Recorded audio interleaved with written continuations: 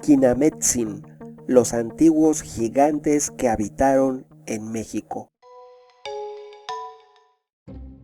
Hubiera sido lo que hubiera sido en la península, llegando a América ya era un señor.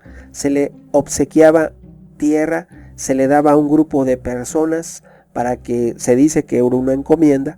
Las encomiendas no duraron 1 o 2 años, duraron cerca de 80 años y hubo casos de encomiendas que prevalecieron incluso hasta después de la independencia de México. O sea, las encomiendas nunca desaparecieron en la Nueva España, en el México antiguo. Nunca desaparecieron esos sistemas donde había un amo y unos siervos. El amo era cualquier español, los siervos cualquier indígena mexicano. Te diré que este es uno de los tantos que nos relata la forma de cómo eran la vida de los nativos de América. Escribió libros que tradujo al totonaco, al huasteco y al español. Entre ellos les mencionaré un tratado de hechicerías y sortilegios que después fue usado para, ya sabemos que se instauró la Inquisición en la Nueva España, en el México antiguo. También escribió un libro de gramática en diferentes lenguas, del náhuatl, gramática totonaca, gramática huasteca. También escribió el vocabulario náhuatl y fue el primero que hizo una especie de compendio para poder aprender a hablar el náhuatl, lo que significaban las palabras en castellano, que es español, y en náhuatl. También escribió otro libro que se llamó Arte para aprender la lengua mexicana y otro que decía pláticas que los señores mexicanos hacían a sus hijos y vasallos. Aquí, lejos de admirar que le gustaran las culturas, podemos hablar de que los eruditos de nuestros antepasados que quedaban sucumbieron a manos de este y de otros evangelizadores, porque fueron recluidos y obligados a hablar del acervo cultural de los pueblos originarios. Todos estos libros que él escribió no es porque él fuera un genio, sino que más bien él hizo una encomienda en la que tenía a todos los grandes, las mentes brillantes que sobrevivieron a la conquista, estaban bajo dominio de este y de otros frailes. Ellos tenían para sí a los eruditos del México antiguo, los cuales no tuvieron descendencia, todos fallecieron antes de la esperanza de vida, en condiciones muy cuestionables.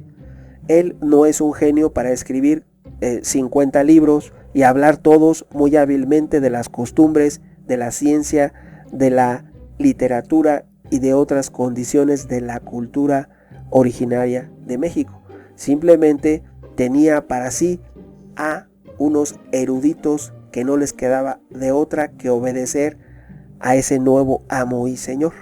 Te diré que sobre el relato original de los Quinametsin hay la más brillante de todas ellas se debe lamentablemente a Fray Andrés Olmos, que relata la existencia de gigantescos huesos de pie humano en el palacio incluso del virrey Antonio de Mendoza, que fue el primer virrey de la Nueva España. En ese palacio se encontraron, porque ahí se destruyó previamente un lugar donde los mexicas tenían los huesos de gigantes. Sobre esa edificación se derrumbó y se construyó el Palacio Nacional actual, donde despacha el actual presidente de México, que en aquel tiempo era el palacio del virrey Antonio de Mendoza, que fue el primero que llegó, porque recordemos que el primer virrey iba a ser Nuño de Guzmán, porque era uña y mugre, era alguien de todas las confianzas del rey de España. Después de que realizó todos los actos que le pidió y en nombre del rey de España, como fue cuando llegó al reino purépecha en Michoacán, donde reunió a todos los nobles, los amarró en el centro de la plaza y pues todos fallecieron y había mucho humo, recordemos eso, y algunas de las mujeres que él reunió también, algunas terminaron en países tan distantes como el Imperio Otomano, la actual Turquía, porque él envió todas esas mujeres, las envió a las más bellas a España, y sabemos que en España consideraban que los que no estaban evangelizados no eran seres humanos. Entonces ninguna de esas mujeres fue bautizada. Por lo tanto, imaginen ustedes el destino de tantas y tantas princesas nobles que terminaron en países tan distantes como la actual Turquía. Eso hizo el que iba a ser el primer virrey, uña y mugre del rey de España, que era Nuño de Guzmán. Como ya no se pudo por diferentes circunstancias, se nombró primer virrey, entonces sí, ahora sí, a Antonio de Mendoza. Aquí se describe a humanos casi gigantes en las actuales regiones del estado de Morelos, del actual estado de Puebla, de la actual Cuernavaca y en Tecali. Ese relato se debe, digo lamentablemente, porque la evangelización no era voluntaria. Fue una obligación a través de la espada y la cruz, como se dice coloquialmente. Nadie va a abandonar sus creencias, su cultura y su religión, y mucho menos personas eruditas y estudiadas. Por eso fue una doble chantaje que realizaron evangelizadores como Fray Andrés de Olmos y tantos otros hacia los eruditos que habían quedado vivos después de la conquista. Y bueno, dentro de esos relatos se rescata la leyenda de los Quinametsin, que es lo que escribe, lo que esboza Fray Andrés de Olmos. También se habla de ellos, de estos gigantes Quinametsin, en el Códice Florentino, escrito en náhuatl y español, en las dos lenguas, para que se pudiera servir como manual para aprender el náhuatl para unos y el español para otros. Si los naturales querían aprender el español, se basaban en este Códice Florentino como un libro de texto, y si los españoles querían conocer algo de náhuatl, también les servía como libro de texto este Códice Florentino.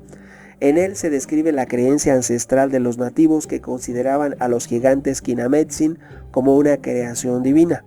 Te diré que historiadores y algunos otros eruditos consideran que probablemente los cronistas no pudieran acreditar la construcción porque no les cabía en la mente cómo era posible que hubiese edificaciones tan bellas y tan grandes como la misma Gran Tenochtitlan, los enormes templos, las enormes edificaciones como Teotihuacán, entre otras, o los gigantes de Tula, y que por entonces los evangelizadores, que no era uno ni dos, eran muchos, atribuyeron la construcción de manera como un sesgo cultural, atribuyen la construcción de esas hermosas edificaciones gigantes e impactantes a otro tipo de personas, no a los que estaban viendo que eran los verdaderos construcciones, no a quien tenían frente a sus ojos, sino ensalzaron e enraizaron la leyenda de los Quinametsin, que tal vez habitantes gigantes habían hecho las ciudades como las de Cholula.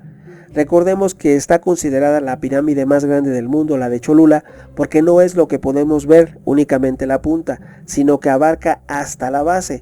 Todo lo que se consideraba que era una montaña es en realidad una pirámide, y en dimensiones sería más grande que la Gran Pirámide de Giza. Sería casi lo doble que la Gran Pirámide de Giza. Por consiguiente, estaría considerada la pirámide más grande del mundo, la de Cholula en Puebla. Te diré que mientras tanto, mientras unos y otros hablaban y especulaban con que la gran inundación a la que se refiere el relato originario, porque recordemos que la leyenda del diluvio no es exclusiva de los católicos. La leyenda del diluvio está extendida en todas las culturas antiguas, desde estamos hablando de lo que era Irán antiguo, que era Persia, en India. Todas las culturas antiguas hablan de un gran diluvio, todas, no hay excepción. También en América se habló de un gran diluvio. Entonces algunos pueblos originarios de América atribuyen el gran diluvio como el que terminó con el pueblo Quinametsin, que eran los gigantes. Y así, de esta manera, también hay otra versión que dice que los Quinametsin fueron borrados del mapa por un grupo de mercaderes olmecas xicalancas hacia el año 200 a.C., hipótesis que cuenta con el respaldo de registros históricos. De ser esto cierto, podemos hablar que hubo un grupo de habitantes parecidos a los patagones que tenían una estatura promedio superior a los 2 metros. También aquí en México hubo un pueblo que tenía una estatura promedio que rondaba los 2 metros de altura, pero ese pueblo sucumbió a manos de la alianza de varios otros pueblos, entre ellos los mercaderes olmecas xicalancas, que los vencieron y pues borraron del mapa a ese pueblo considerado gigantes, llamado los Quinametsin, hacia el año 200 antes de Cristo. Esto según el historiador novohispano Mariano Beitia, el cual también dice que los olmecas xicalancas se encontraron con un pueblo de temerarios gigantes a los que otros llamaban Quinametsin. Te diré que los olmecas xicalancas se vieron atemorizados por el gran tamaño de los Quinametsin y en un inicio accedieron a pagar tributos hasta que tuvieron tiempo de concretar una estrategia y alianzas con otros pueblos para poder terminar con ese vasallaje. Entonces les organizaron un gran banquete, los invitaron a una gran celebración y en medio de ese banquete y esa celebración los borraron del mapa. Te diré que la existencia de los Quinametsin está muy apoyada no en uno, sino en varios códices novohispanos que nos permiten hoy conocer la cosmogonía primitiva, la forma de ver la vida, de ver el mundo, la existencia y el origen de la humanidad de parte de nuestros antepasados, sobre todo en la región del México actual. Los Quinametsin, una leyenda de gigantes de los antiguos habitantes de México. Opiniones habrá muchas. ¿Tú qué piensas? Tu amigo Megóforo. Hasta pronto.